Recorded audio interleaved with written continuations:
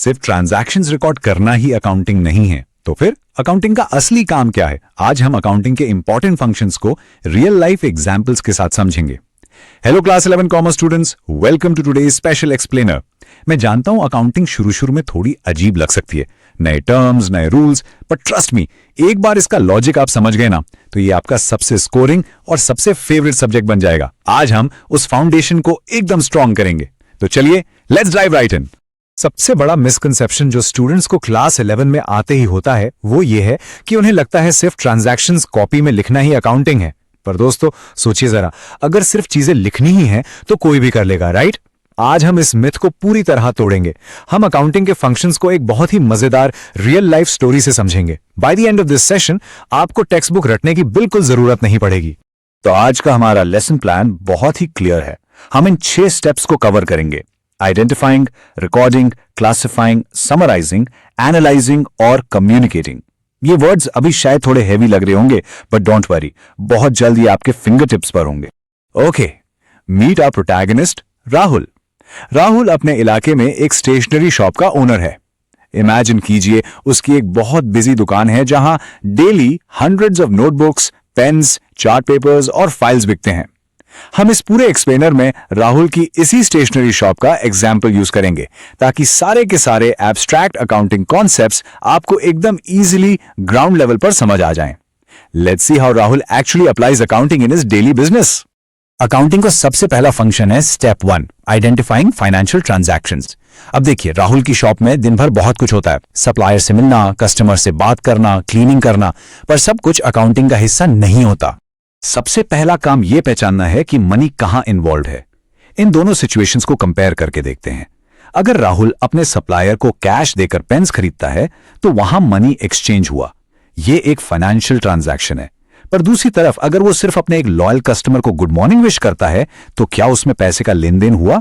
बिल्कुल नहीं, ये एक नॉन फाइनेंशियल ट्रांजैक्शन है। बोर्ड एग्जाम्स के लिए यहां सबसे इंपॉर्टेंट कीवर्ड है मॉनेटरी ट्रांजैक्शंस। अकाउंटेंसी में सिर्फ मॉनेटरी ट्रांजैक्शंस ही रिकॉर्ड होती हैं।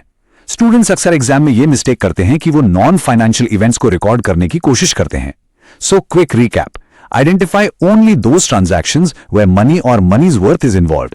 चलिए आगे बढ़ते हैं। Step 2, recording financial transactions. अब राहुल ने पहचान लिया कि कौन से ट्रांजैक्शंस मॉनेटरी हैं, तो उसके बाद उसका इमीडिएट एक्शन क्या होना चाहिए? जैसे ही उसने कैश दिया, उसको तुरंत उसे लिखना पड़ेगा, राइट? वरना वो भूल जाएगा। जर्नल की ये डेफिनेशन आपके एचएससी बोर्ड्स के लिए सुपर इंपॉर्टेंट है।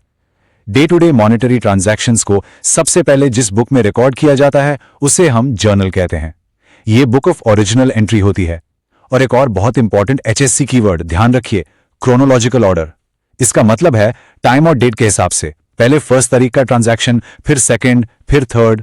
एक कॉमन मिस्टेक जो न्यू स्टूडेंट्स करते हैं वो है ट्रांजैक्शन की डेट को इग्नोर कर देना। बिना डेट के क्रोनोलॉजिकल ऑर्डर टूट जाएगा। सो माइक्रो रिकैप, स्टेप 2 का मेन गोल है मॉनेटरी ट्रांजैक्शंस को डेट वाइज जर्नल में रिकॉर्ड करना। This brings us to step 3, classifying transactions. अब आप सोचो, महीने के एंड में राहुल का जर्नल एंट्री से पूरी तरह भर गया है। इस जर्नल में पेन खरीदना, नोटबुक बेचना, इलेक्ट्रिसिटी बिल देना, रेंट भरना, सब कुछ एक साथ मिक्स है। क्या वो सिमिलर ट्रांजैक्शंस को अलग अलग नहीं करेगा? बिल्कुल करेगा। And this is exactly why we need a ledger. Ledger एक ऐसी बुक या समराइज्ड रिकॉर्ड है जहां ट्रांजैक्शंस को क्लासिफाई करके स्पेसिफिक अकाउंट्स में डाला जाता है। जैसे सारी सेल्स की एंट्री एक अकाउंट में और सारे इलेक्ट्रिसिटी एक्सपेंसेस एक दूसरे अकाउंट में। जर्नल से लेजर में एंट्रीज ट्रांसफर करने के प्रोसेस को हम पोस्टिंग कहते हैं। एग्जाम के लिए लेजर और पोस्टिंग कीवर्ड्स बहुत वेटेज रखते हैं। बच्चों, कॉमन एग्जाम मिस्टेक ये होती है कि क्लासिफिकेशन के टाइम अलग अलग अकाउंट्स मिक्स हो जाते हैं, तो बहुत ध्यान से क्लासिफिकेशन करनी होती है। क्विक रिकैप, क्लासिफाइंग का मतलब है मिक्स्ड जर्नल ट्रांजैक्शंस को अलग अलग सही लेजर अकाउंट्स में सॉर्ट करना। अब आते हैं हमारे स्टेप 4 पर, समराइजिंग फाइनेंशियल इंफॉर्मेशन।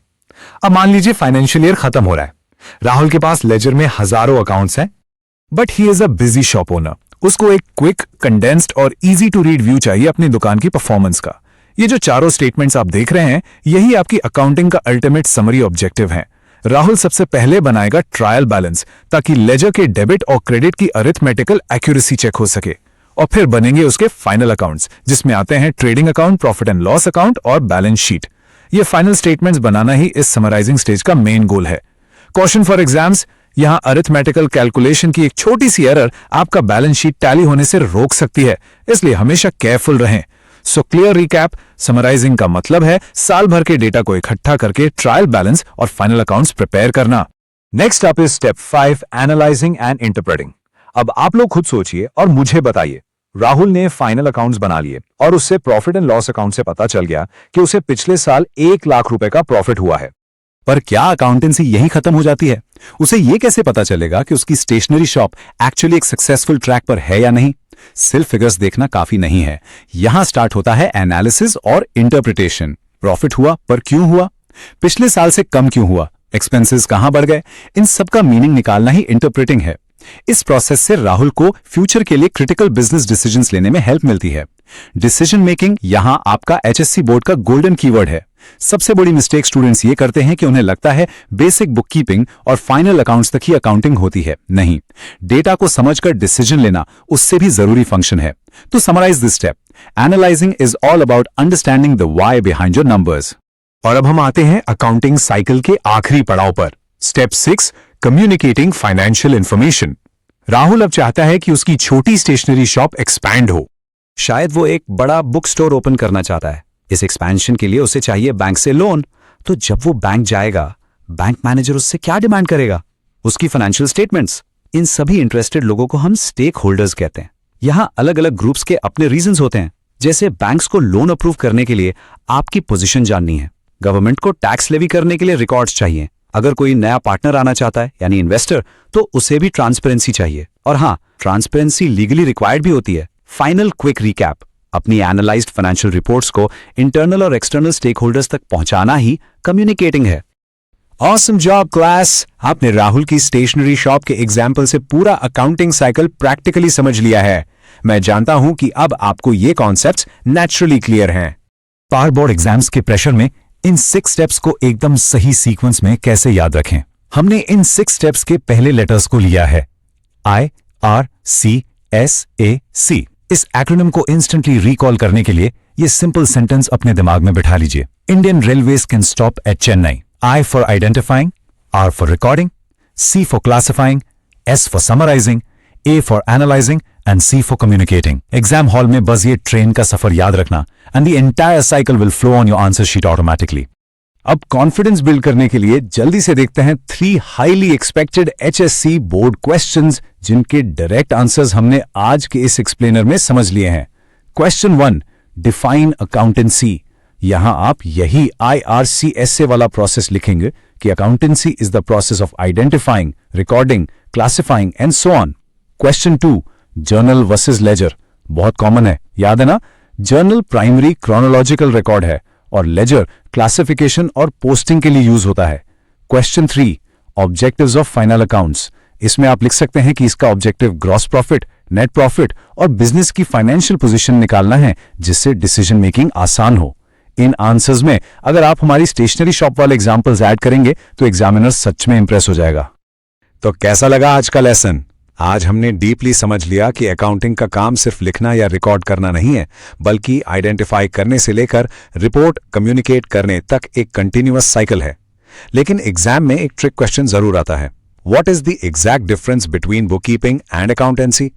क्या सिर्फ रिकॉर्ड और क्लासिफाई करना बुककीपिंग है और बाकी सब अकाउंटेंसी? इसका जवाब मैं नेक्स्ट टाइम दूंगा, तो हमारी अगली क्लास के लिए रेडी रहिएगा। तब तक practice that memory trick, revise the steps, keep your energy high and good luck with your class 11th commerce journey.